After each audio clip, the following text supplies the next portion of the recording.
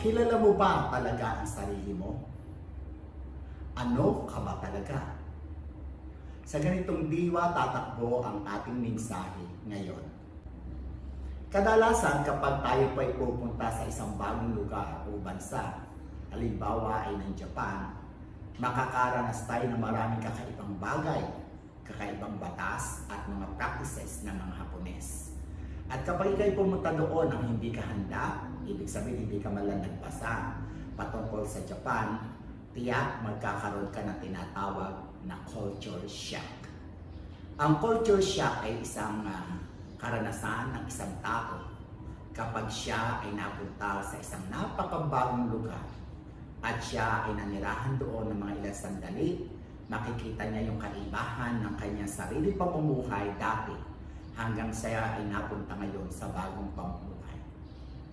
Mula po sa sulat ni Pablo sa unang Tesalonica 5, verse 23 in English, "And the very God of peace sanctify you wholly, and I pray God, your whole spirit and soul and body be preserved blameless unto the coming of our Lord Jesus Christ." Ito ay sulat ng panalangin ni San Pablo sa mga mananampalataya sa Tesalonica na kanyang ipinapanalangin na ang Diyos mismo ang bumanal sa mga mananampalataya dyan sa Tesalonica, na ang kanilang mga katawan, kaluluwa at espiritu ay pakabanalin at manatiling walang dumis sa harapan ng Panginoon. Isang katotohanan na pwede natin makita sa talatang ito na ang tao ay binubuo ng tatlong napakahalagang elemento. Ito ay ang katawan, kaluluwa at espiritu, or the body, the soul, and the spirit. Itong katawan na ito, ang tinatawag natin the physical shell o yung outer body ng tao, yan ang tinatawag natin na physical shell na kung saan marami mga tao ang abalang-abala kung paano aalagaan ang katawan na ito. Kaya nga marami sa mga tao ay inaasikaso nila kung paano nila pananatiling malinis, kung paano hindi sila mako-COVID-19, kung paano na kinakailangan magkaroon sila ng physical check-up upang manatili na malusog ang katawan ito. Wala naman pong masama dahil ito nga po ay upang mapangalagaan natin na maayos, malusog ang katawang ito. Ngunit kung ito lamang ang ating pinagkakabalahan at hindi natin namamalay na mayroon pa tayong kaluluwa at espiritu, iyon po ang napakalaking pagkakamali.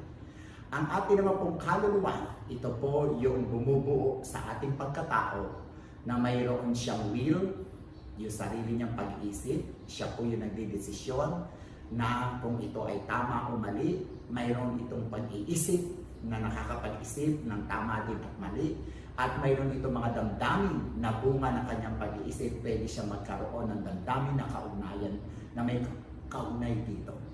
At ang ating naman pong espiritu ay yon ang isang elemento, napakahalagang elemento ng tao na siyang may pakialam sa spiritual realm.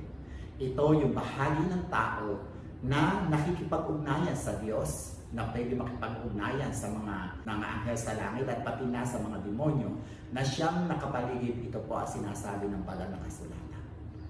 Ang katawan, pati po ang espiritu ng tao, maging ang ating kaluluwa, ay napakahalaga na dapat po natin siyang i-balance at tingnan natin kung paano nakaka-apekto ang bagay po na ito. Ang katawan po sa kanyang mga nararanasan sa kanyang paligid ay masyadong nakaka-apekto sa kaluluwa ng tao. O maging ang ating pong espiritu, kung ito po ay buhay, ay mahalaga din ang magagampanan upang maapektuhan niya ang kaluluwa ng isang tao.